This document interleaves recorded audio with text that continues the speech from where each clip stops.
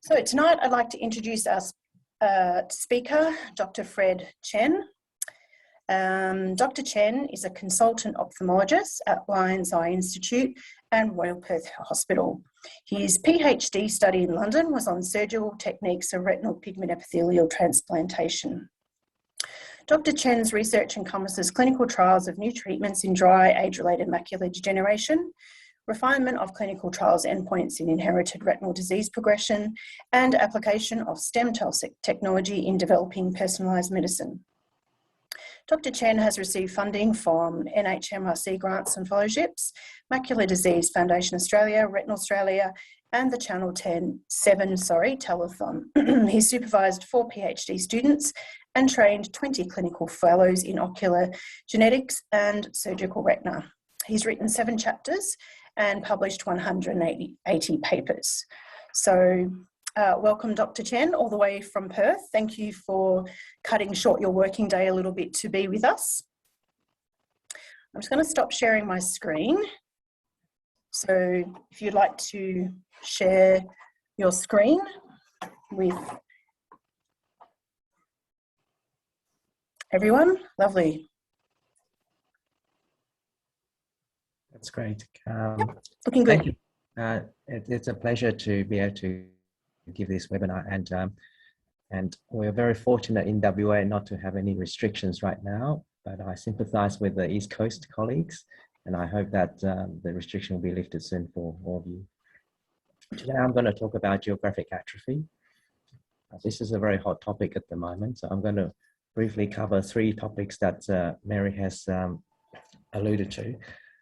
Just a financial disclosure slide here to say that I am a consultant for Apellis, and I've received funding from Bayer, PYC, and Novartis.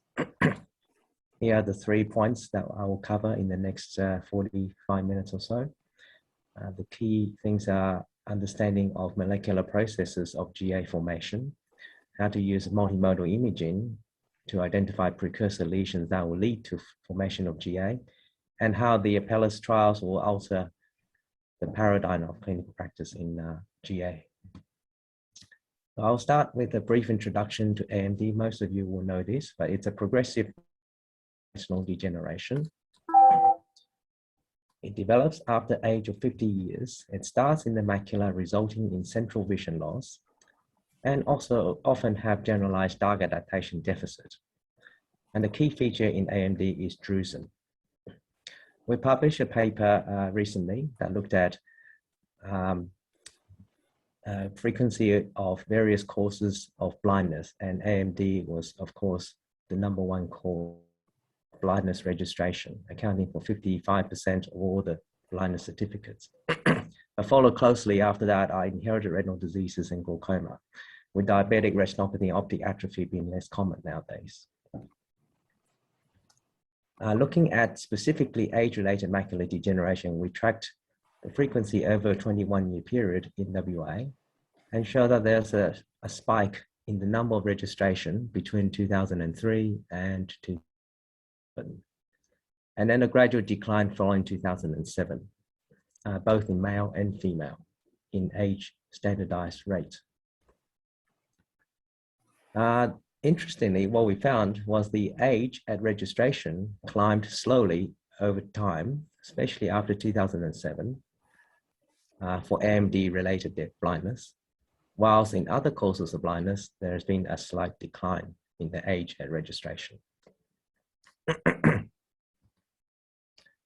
Now, interestingly, we looked at relationship between utilization of treatment for neovascular AMD and examine the relationship between that to blindness certificate registration.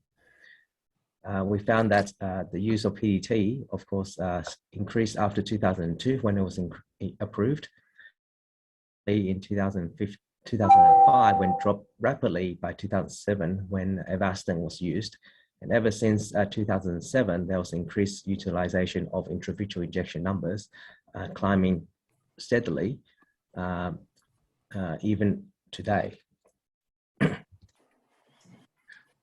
So that's the backdrop of the impact of AMD blindness. So although there's a slow decline in the number of registration, there's an increase in the age at registration. And I suspect most of the registration for AMD blindness nowadays is related to geographic atrophy, although we do not have any data to support that at this stage, given that how the registration certificates are issued, there's no reliable data on GA versus neovascular AMD. So there's a paper by Frank Holtz and et al. On how GA are formed. So we have seen previously that small drusen can exist in normal aging. There could be some pigmentation as well, but this does not define AMD. When the drusens are larger, between 63 to 125 micron size, we can call it early AMD. And when they are even larger, greater than 125 micron size with hyper or hypopigmentation, we call it intermediate AMD. A late stage is defined by the presence of geographic atrophy or choroidal neovascularization, which is not shown in this slide yet. But histologically, we can see that there are other processes going on, including deposition of lipofuscin in the cells, thickening of the extracellular Brooks membrane, loss of photoreceptors and choriocapillaris, as well as immune cell activation.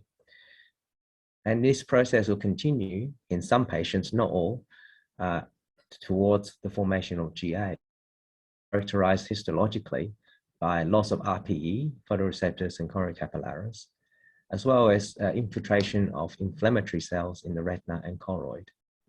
And we know that from a natural history study, especially from the ARID study, that if there was hypopigmentation at the stage of intermediate AMD, it's an average of 2.5 years between that to the formation of GA. However, if there was no, there was just large drusen of greater 125 micron, it could be as long as 5 to 6 years before GA is formed. So there's quite a variability in the time delay from intermediate AMD to GA formation. So what do we know about these molecular processes?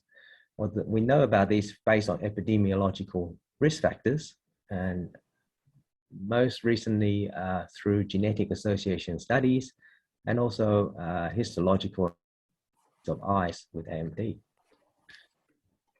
The key process I'm going to cover today is inflammation complement and extracellular matrix. There are numerous drugs being developed to target various parts of the pathogenesis of dry AMD, including visual cycle modulators, anti-inflammatory drugs, lipid-lowering drugs, drugs that amyloid accumulation, as well as antioxidant drugs. But today I'm going to focus on complement inhibitors. Now, complements have been discovered as genes that are associated with AMD. So this is a graph called a Manhattan plot used in GWAS study to show loci on the genome that are associated with AMD risk. And generally, these kind of studies require a large number of controls. So in this study, they found several new targets or new risk alleles or risk genes that can contribute to AMD, in addition to the traditional ones that have been identified already, which are shown in the blue. So these were CFH, that's complement factor H, CFI, complement factor I, and C2. So you can see those in the blue bars. They are mostly related to complement factor, and then C3 as well. So they're the traditional ones, the ones that we knew, and then there's several other new ones that I've found recently. Complement factor system genes have been the ones that are most implicated in AMD, and I'll go through complement system briefly. So what does complement system do? It's actually a cascade of protein reactions, and the ultimate outcome of this are three things: to mark the enemy cell for destruction. Secondly, to recruit more soldiers to help out to destroy these enemy cells. And thirdly, to blast holes in the enemy. So this is a very simplistic view of what a complement does, but it helps to make it easier to understand. So here's how the complement system marked the enemy for destruction. So imagine this bacteria with evil smile, and it's going to be coated with delicious chocolate called opsonization. And here's one of the soldiers or immune cells comes and chews it up. So that's the first thing that complements can do. The second thing that complement can do is it can recruit soldiers. So these are C5a, C3a fragments. So don't worry about the numbers yet, or the name of these protein fragments, a bit confusing at this stage. But they basically recruit whole cells to the site of infection or tissue injury. And finally, when these fragments attach themselves to the bacterial cell wall, it leads to a formation of MAC, which is basically a pore that allows water to get in, and the cell then explodes from that. So it destroys the Now, why are they named as numbers and letters? So in the traditional, in the very first description, these complement factors were named by how they were discovered. So C1 was discovered first, C2 second, C3 third, and C4 fourth, all the way until C9. But that's not the actual order of the chemical reaction. So in fact, the reaction C1 leads to C4, leads to C2, and leads to C3, and then 4, 5, 6, 7, 8, 9 follows consecutively. And then there are also complement factors that are labeled as alphabets. So it's not just complement factor C, there's a complement factor B, complement factor D, and then H, I, all the way to P. So this is confusing because there's no A, C, or E, or F. So they've skipped a few letters to denote proteins that are involved in what they call the alternate pathway, whereas the complement factors named with the C1, 2, 3, 4 are used in the classical and terminal pathways. There's also something called the lectin pathway, which uses this protein called MASP1 and MASP2. So this is not so important in this talk. So as complement factor C3 can be broken down into C3a, C3b, which are activated fragments. C3 itself is inactive, but through hydrolysis, it can be activated. And there's a slow tick over reaction that happens spontaneously to form these activated fragments. So what started off? So we talked about what the ultimate outcome of complement pathway, and these were, marking enemy cells for destruction, recruiting immune cells, as well as punching a hole in the cell. So what started this whole process off? There are three of them.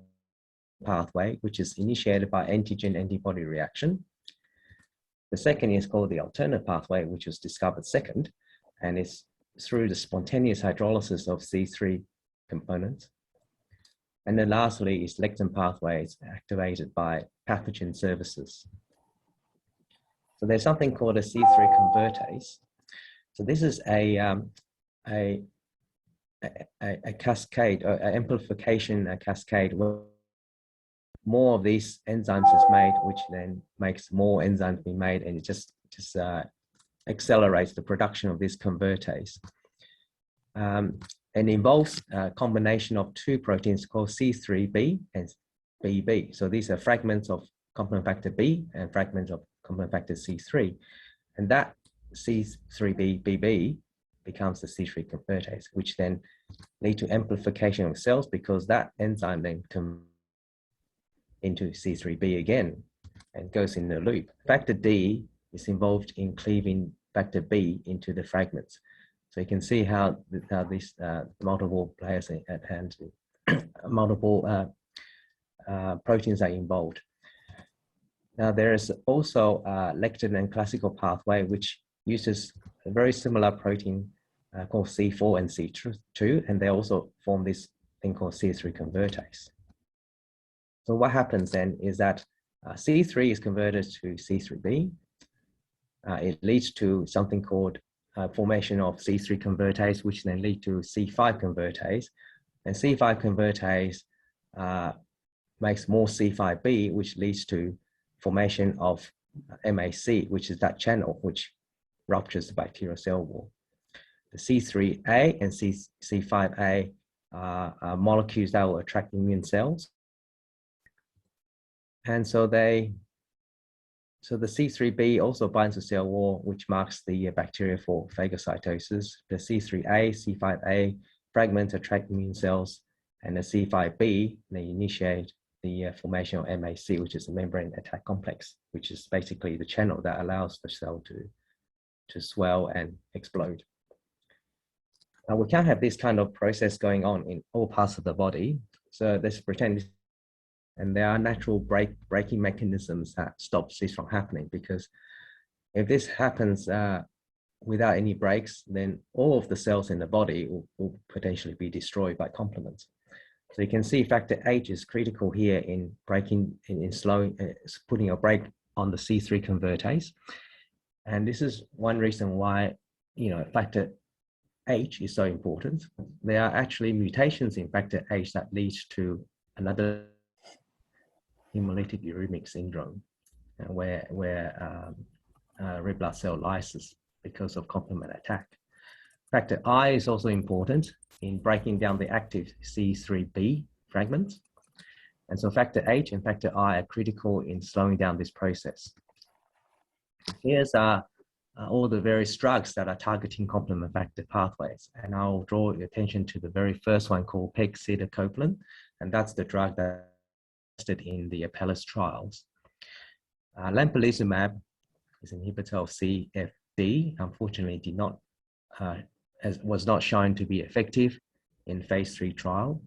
And currently, there's a CFI gene therapy replacement trial being conducted in Melbourne, and that replaces the eye with extra copies of CFI with the hope of putting more brake on the system, so activation strategy.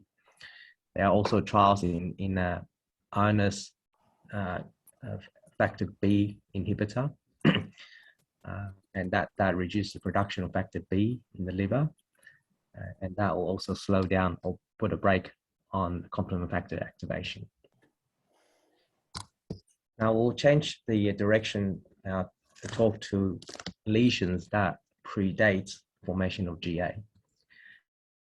John and Shirley Sarks and Killingsworth have described elegantly in this paper back in 1988 how geographic atrophy were formed based on their observation of a cohort of patients and histological analysis of their eyes. And this is basically the foundation of what we understand GA as today. So they've done tremendous work back in '88, and what they've described is still holds today, even despite the fact that they did not have access to Heidelberg or imaging modalities. They describe three types of GA formation. The first one is primary age-related atrophy, and today I suspect this is I think this condition is probably a reticular pseudodrusen, because they described this thing called microreticular pigment pattern lying in a band of incipient atrophy around the perimeter of the fovea. And they described a small dot-like drusen, 25 to 50 micron in size, and they appear as brighter dots in diffusely hypofluorescent background. So this, to me, sounds like reticular pseudodrusen, even though this term wasn't used in those days. Then there's the drusen-related atrophy, which is much more common, and this is probably the most common form of atrophy that we see. This starts with a small, discrete, rounded patches of atrophy related to individual regression of drusen. And gradually, this multifocal pattern then becomes confluent as the drusen fades. And often when they fade, they calcify as well. So this is quite a unique sign of the calcification of drusen. And then eventually they will join up and form larger patches of GA. The last group of GA are those that's derived or arises from a vitelliform lesion or serous PED. So you can see these pictures here down the bottom left. There's a vitelliform lesion as shown by the hyperautofluorescent deposit under the retina, which eventually disappears and form a patch of GA. And you can also see serous PED in the picture next to it, with hyporeflective sub-R eventually collapses and GA forms in that area. We're fortunate this day and age to have multimodal imaging. So I'm going to jump forward from 88 to 2021 and describe what we see in multimodal imaging of drusen precursor lesions. So let's look at these 4 pictures. So there are 4 images on the bottom on the panel of the screen. The first one, you can see quite well demarcated margin with no hyperautofluorescent margin. The second one has a bit of hyperautofluorescent margin, but not a lot. And then the third one seems to skirt around the fovea. And the fourth one has prominent hyperautofluorescence. These were the images on above, prior to the formation of GA. So what do they represent? Well, the first one used to be a PED. And this PED could have been easily misdiagnosed as neovascular AMD because you can see there's a little bit of elevation of fovea. It looks like subretinal fluid. In fact, this is not responsive to anti-VEGF and it's very stable. And when you follow these patients up over several years, they develop these hyperreflective deposits under the fovea, and within 6 to 12 months, it will collapse and form a GA very suddenly, even though the PED cell may have been there for 5 years or longer. The next one is due to acquired vitelliform lesion. So you can see how there's subretinal hyperreflective deposit, and over several years, it remains stable, and then suddenly it just disappears. We don't know what triggers the disappearance of vitelliform lesion at this stage. So more research is required in how we can actually maintain the PED or keep the vitelliform there longer so that the patient do not lose their vision from GA formation. The next one is seen quite commonly, and it's related to reticular pseudodrusen. And they often form around the fovea, sparing the foveal center. And the last one you can see is where a drusen becomes calcified.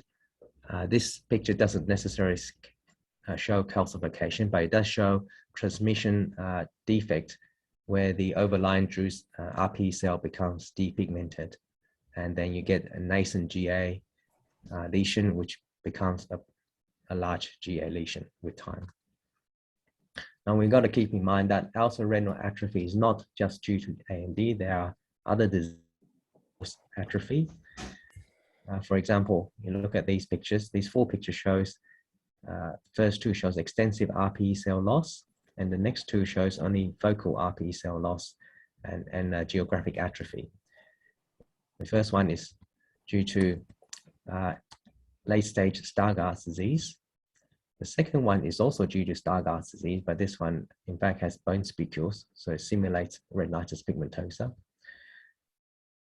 Again, due to Stargardt disease, but it's due to a very mild mutation, whilst the 4th patient has Stargardt disease, but it's a late onset Stargardt, and it can simulate geographic atrophy. And so I have come across several situations where several patients where they've been diagnosed with GA, referred for GA trials, whereas in fact they have late onset Stargardt disease. There are other diseases other than Stargardt that can lead to atrophy. For example, choroidal carrier. The second one is Bietti crystalline retinopathy. The third one is Sorsby's atrophy, and 4th one is choroideremia in a male patient. Lastly, we have to make sure that they don't have other diseases such as acquired disease due to CSR. So CSR can give you diffuse atrophy, but the gravitational tracts will give that away. So finally, we will talk about now the drugs. Now, Apellis is a company that develops not just ophthalmological drugs, but drugs for other rare diseases. The APL2 is the one that I'm going to talk about, but they have other products for wet AMD, including a drug and gene therapies for neovascular AMD. So there were 2 parallel randomized controlled trials. Several sites were located in Australia. We participated in the OAKS study, but there are other sites that were participants in the Derby study. So these were identical studies. There were 600 patients, around 200 sites globally in 2 studies. So these patients were randomized to receiving pegcetacoplan injections either every monthly or every 2 monthly. The patient either received the drug in the injection or just a sham procedure where the hub of the syringe is placed on the eye without the needle. And for every 2 patients receiving the drug, 1 was receiving a sham procedure. The perspective, they can't tell the difference because the injection is done with a local anesthetic subconj block, and so they don't feel anything even if the drug was injected into the eye. The primary endpoint was at 12 months, looking at the total area, the GA, using autofluorescence imaging, and the end of study was at 24 months. But here are the inclusion-exclusion criteria. This is important because if and when this licensed, this could be the requirement for access to the drug. 60 years of age or older, vision of around 4/60 threshold or better. GA size has to be at least 2.5 millimeter square. The normal optic disc area is around 2 millimeters square, just to give you a comparison.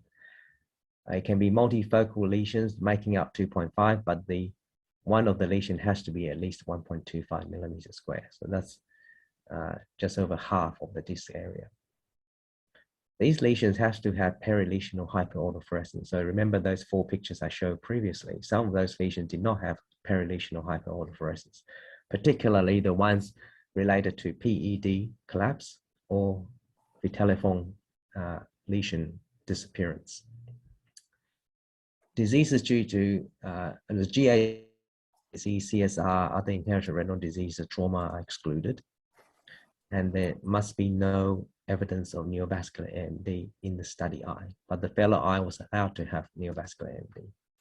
So the main outcome is the change from baseline, the total area of GA at month 12. So this is just to illustrate the trial design. It was done every 2 months up to 12 months, and then the final, the secondary endpoint is done at 24 months. It's double masked randomized trial. So this is the distribution of the participants in the OAKS and the Derby trials. You can see the age is around 78, and that's roughly what we see. So patients with this kind of lesions generally is around their late 70s. Those patients in with neovascular AMD tend to be slightly older. The GA lesion size on average is around 8 millimeters square. And the visual acuity is around 60 letters. So the 2 studies are very similar. Now, how many of these patients completed through to month 12? There's only about 85 to 90%. And it's due to discontinuation of the study related to withdrawal consent, death, adverse event. And because this was done during COVID time, there was also issues with access to study visits, and also lost to follow-up. This is the number of injections that were delivered, and about 10% of these were missed. On average, the patients getting monthly injections had about 10 injections in the OAK study, and about 5 injections or 5.5 injections in the every other month participants. So I'll show you the primary outcome for the 2 trials separately and then combined. Study, you can see this gray line showing what happened to the GA size over a 12-month period. It just grew from baseline and increased by 2 millimeters square over 12-month period. However, if they were given every other month or every monthly injection, there was a significant reduction in growth rate. Unfortunately, for Derby study, it was not statistically significant. The reduction was only 11 or 12% as compared to 16 and 22%. If you combine the 2 study, however, the difference was statistically significant. The reduction was 14 to 17% in the growth rate. Now, if you compare the right to the left eye or study eye to the fellow eye, there was a slowing down of the treated eye when they received the active ingredient. Whereas if the eye received sham procedure, there was no difference, and that's kind of expected. Now they have to do more analysis to look at, to adjust for other confounding factors across these studies. And what they found that the Philly study is the phase 2 study, whereas the Oaks and Derby studies were the phase 3 study. And by adjusting for confounders, they found still a statistically significant reduction. With regards to adverse events, we are all very interested in intraocular inflammation now, given the Beovu situation. And fortunately, in this trial, they were mild and they occurred in only 1% of the subjects. Endophthalmitis occurred in 0.05% rate, which is comparable to standard. So there was no increased rate of endophthalmitis. Interestingly, there was a slight increase in the conversion of the treated eye to neovascular AMD of about 6% or 4% in those who were receiving monthly or every other month. And then in those who were receiving placebo, there was a 2.5% rate. So what does it mean to practice? To look for and document precursor lesions of GA. So it's important to identify PEDs and vitelliform lesions because these are definite precursors to GA. However, once GA is formed, their progression rate might be too slow to be treatable with this drug, given that they don't have these hyper-autofluorescent margin. The other 2 precursors, for example, reticular pseudodrusen and soft drusen, definitely worth documenting, especially those drusen that are becoming calcified, because it implies that there will be GA imminently within the next few months. If they are away from the fovea, they're not sight-threatening, but if they are near the fovea, they will lead to visual acuity loss very soon. Once GA is formed, it's important to document the expansion rate. This could be served as a baseline measurement. Once the drug is made available, if it is available, this measurement will be very useful in determining whether the drug is working. For example, if you can establish the baseline expansion rate is 3 millimeters square over a 12-month period, and then you institute monthly injection, and that reduces the expansion rate down to even 2.5 millimeters square over a 12-month period, then you know the drug has exceeded your expectation of how it should work.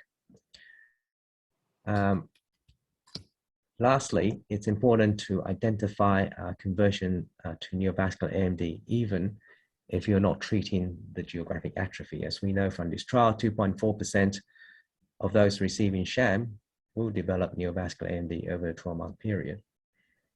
And so these patients shouldn't really be discharged and just sent away. I think it's worthwhile keeping them in the system, at least checking with OCT, testing with Amsler, to make sure they don't have neovascular AMD brewing. So this is a very brief talk on the molecular pathogenesis of AMD. I briefly touched on complement cascade. There's a lot of material to cover, and this is one area that deserves more than 45 minutes.